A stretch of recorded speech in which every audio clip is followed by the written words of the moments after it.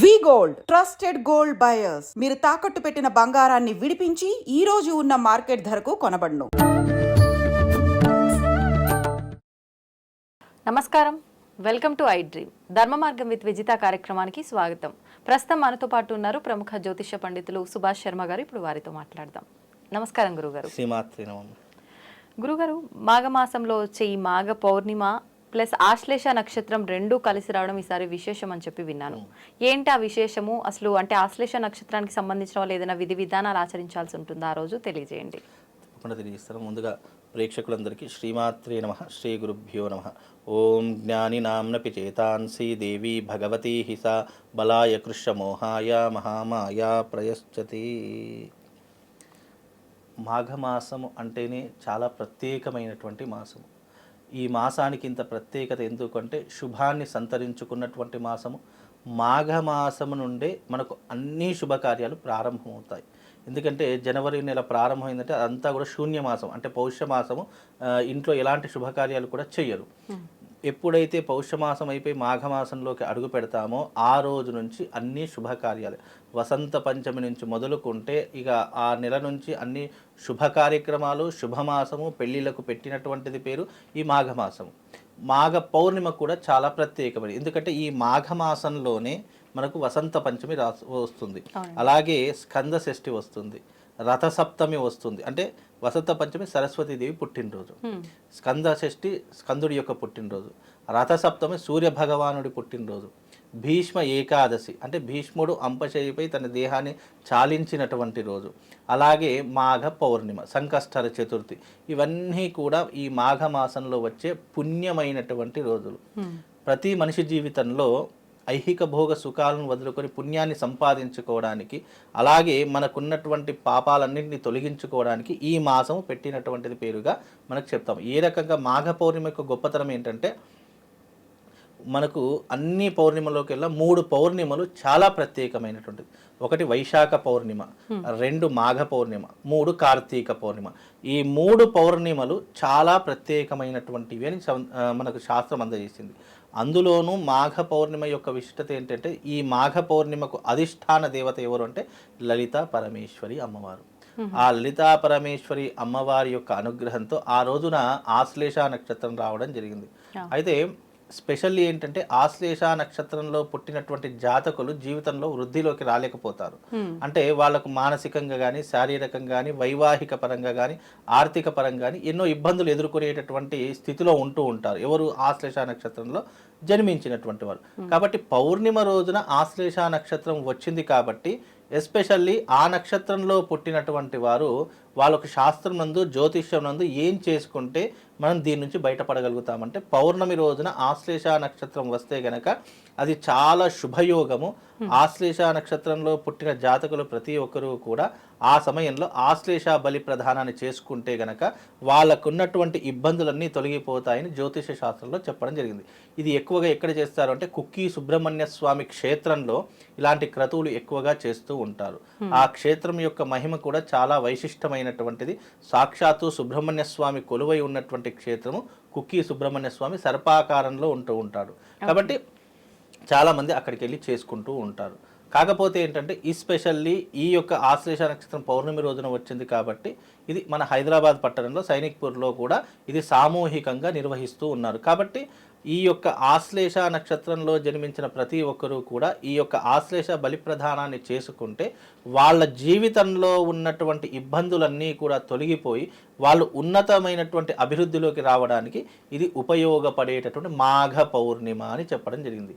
Especially పౌర్ణిమ రోజున ఏ నక్షత్రంతో కూడుకొని వస్తుందో ఆ నక్షత్రంలో ఉన్నటువంటి జాతకులు తప్పకుండా దానికి తగినటువంటి పరిహారాలు చేసుకుంటే గనక నిజంగా వాళ్ళ జీవితము వృద్ధిలోకి రావడంతో పాటు అభివృద్ధి పదం వైపు తీసుకొని వెళ్ళడానికి కూడా ఈ యొక్క నక్షత్ర యొక్క జాతకులకు ఉపయోగపడేటటువంటిది. ప్రతి మనిషి జీవితంలో కొన్ని సమయ సందర్భాలు ఎలా ఉంటాయంటే, మనిషి తమ యొక్క పాపకర్మలను పోగొట్టుకోవడానికి అద్భుతమైనటువంటి వారములు, నక్షత్రములు, యోగములు వస్తుంటాయి. అందులో ఆశ్లేష నక్షత్రంలో పుట్టిన జాతకులు ఎవరైతే ఉన్నారో వాళ్ళ పాపకర్మలు కానివ్వండి, పూర్వజన్మలో చేసినటువంటి ఏవైతే తప్పులు ఉన్నాయో వాటన్ని తొలగించుకోవడానికి ఈ పౌర్ణిమ, మాఘ పౌర్ణిమ చాలా శక్తివంతమైనటువంటి పౌర్ణిమ.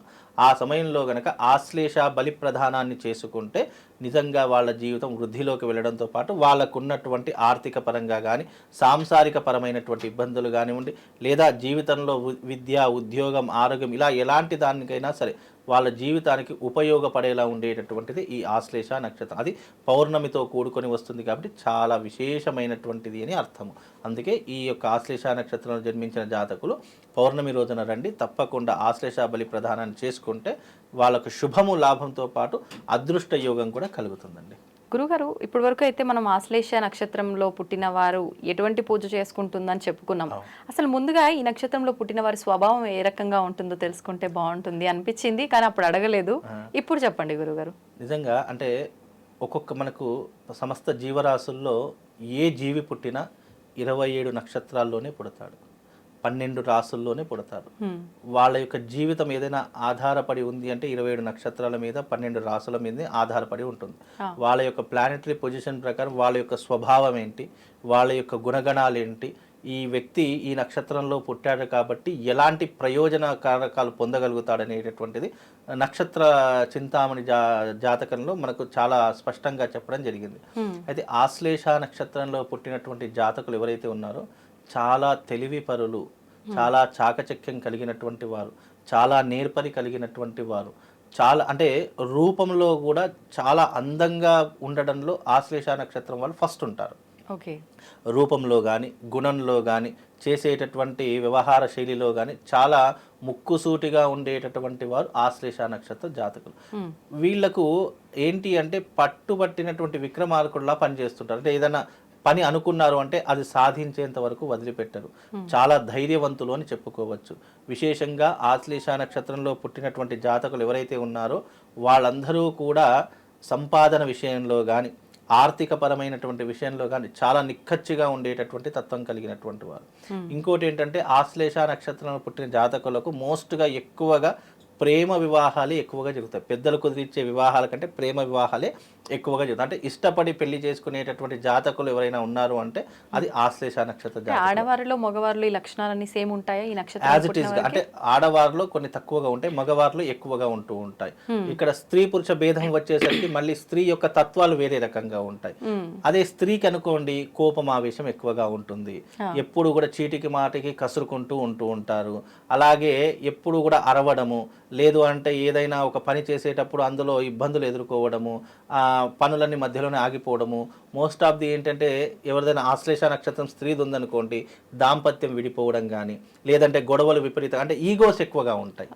కాబట్టి ఇలాంటి ఈగోస్ వల్ల ఏమవుతుందంటే స్త్రీలకు దాంపత్య జీవితంలో సంతోషం ఉండదు. అలాగే డబ్బు విపరీతంగా ఖర్చు పెట్టేస్తూ ఉంటారు. వాళ్ళకి ఏదైనా సరే వాళ్ళ యొక్క జల్సాలకు కానీ, వాళ్ళకి ఐహిక భోగ సుఖాలకు కానీ డబ్బులు అయితే కావాలి. అది ఎలా వస్తాయో తెలియదు కానీ ఆ రకమైన డబ్బు మనుషులుగా ఉండేటటువంటి వాళ్ళు ఈ స్త్రీ జాతి వాళ్ళు ఆశ్లేష నక్షత్రంలో పుట్టిన వాళ్ళు కొంతమంది ఉంటూ ఉంటారు. కాబట్టి ఇవన్నీ కూడా వాళ్ళ యొక్క జాతక గుణాలను బట్టి మనం అంచనా వేసుకొని చెప్పొచ్చు. స్పెషల్లీ అయితే ఏంటంటే మగవారిలో ఏంటంటే వాళ్ళకున్న ప్రాబ్లం ఒకటే, జీవితంలో వృద్ధిలోకి రాలేకపోతారు. ఏ పని అనుకున్నా మధ్యలోనే ఆగిపోయేటటువంటి అవకాశం. ఎందుకంటే ఆశ్లేష నక్షత్రం పుట్టిన వాళ్ళకి ఆశ్లేష బలి అంటే ఏంటో తెలియదు నిజానికి. అది ఈ మధ్య కాలంలో సోషల్ మీడియాలో చాలా ట్రెండింగ్ అవుతుంది. ఏంటంటే ఆశ్లేష నక్షత్రంలో పుట్టిన జాతకులు తప్పనిసరిగా తమ జీవిత కాలంలో ఒక్కసారైనా ఆశ్లేష బలి ప్రదానం చేసుకోవాలి. అలా చేసుకోకపోతే మనం ఎంత కష్టపడ్డా ఎక్కడ తీసిన గొంగడు అక్కడే ఉంటుంది. మనము ఆర్థిక పరంగా ఎదగలేము, సాంసారిక జీవితంలో ఇబ్బందులు వస్తాయి, విదేశీ ప్రయాణాలు ఆగిపోతాయి, అలాగే డబ్బుకు సంబంధించిన కొరత ఎక్కువగా ఏర్పడుతూ ఉంటుంది, శత్రువులు పెరిగిపోతారు, మనకు బిజినెస్ ఏదైనా చేద్దాము అంటే అంత గ్రోత్ ఉండదు. ఇలా ఒకదాని తర్వాత ఒకటి సమస్యలతో ఎదుర్కొనేటటువంటి జీవితమే గడిచిపోతుంది. కాబట్టి వీటన్నిటి నుంచి బయటపడడానికే జ్యోతిష శాస్త్రం, ఎందుకంటే ఆశ్లేష నక్షత్రం సర్ప నక్షత్రం అని చెప్పడం జరిగింది. సర్ప నక్షత్రం అంటే అర్థం ఏంటి అంటే అది మా సర్ప నక్షత్రంలో కొన్ని నక్షత్రాలు ఉంటాయి, అందులో ఆశ్లేష నక్షత్రం ఒకటి. కాబట్టి వాళ్ళు పుట్టుకతోనే కాలసర్ప దోషంతో పుడతారు. కాబట్టి దానికి సంబంధించినటువంటి ఆశ్లేష బలి ప్రధానాన్ని చేసుకుంటే వాళ్ళ జీవితం చాలా హ్యాపీగా ఉంటుంది. వాళ్ళని అందుకోవడం కూడా ఎవరి తరం కాదు. ఎందుకంటే కొన్ని సిచ్యుయేషన్లు ఏంటి అంటే దోషం ఉండడం కారణం చేత వాళ్ళు గ్రోత్లోకి రాకలేకపోతారు. ఒక్కసారి అది చేసుకున్నారు అంటే తప్పకుండా వాళ్ళ జీవితం చాలా టాప్ పొజిషన్లో ఉంటుంది అని చెప్పుకోవచ్చు. ఆశ్లేష నక్షత్రంలో పుట్టిన జాతకులు మంచి స్వభావం కలిగినటువంటి వారు, ఆకర్షణీయమైనటువంటి రూపం కలిగినటువంటి వారు, ముక్కుసూటిగా మాట్లాడేటటువంటి వాళ్ళు ఈ ఆశ్లేష నక్షత్ర జాతకులు ఒకళ్ళమ్మ.